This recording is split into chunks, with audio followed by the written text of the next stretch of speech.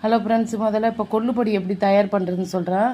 கொள்ளுப்பொடி 100 கொள்ளு, அதுக்கப்புறம் 50 கிராம் துவரம்பருப்பு, 10 கிராம் தனியா, மிளகு ஜீரகம் தேவைக்கு தகுந்த மாதிரி, காஞ்ச கருவேப்பிலையை நல்லா அலசிட்டு காய போட்டு கருவேப்பிலை, அதுக்கப்புறம் காஞ்ச மிளகாய், வரமிளகாய், தனியா அலசி காய போட்டு சுத்தமான காஞ்சி போன தனியா, கொஞ்சம் பெருங்காயம், இத்தனையும் நல்லா வானலில் போட்டு வறுத்துட்டு அதை பொடி பண்ணி வச்சுக்கணும்.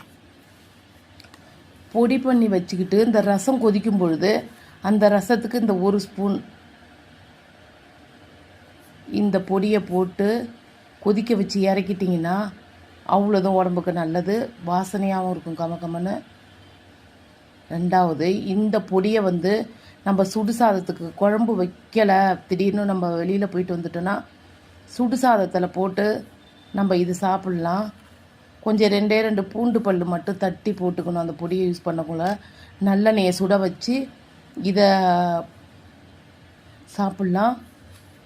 அடுத்தது இட்லி தோசை, அதுக்கு சாப்பிட்லாம். நம்ம உடம்பு குறையணும், கொழுப்பு சத்து குறையணும், உடல் இளைக்கணும்னு நினச்சிட்டு நம்ம அதை கொதிக்க வச்சு கொள்ளை தனியாக யூஸ் பண்ணுறோம்.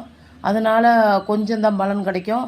நீங்கள் இப்படி தினமும் ரசத்தில் 1 மாதத்துக்கு தேவையானதை அரைச்சி வச்சுக்கலாம். இதை மிக்சியில் பவுட்ராக அதை தினமும் ரசம் வைக்கிறோம்.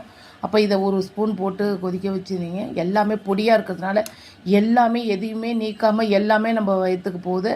அப்படி போகும்பொழுது நமக்கு உடலுக்கு தேவையான எல்லா சத்தும் கிடைக்கிது. நன்றி.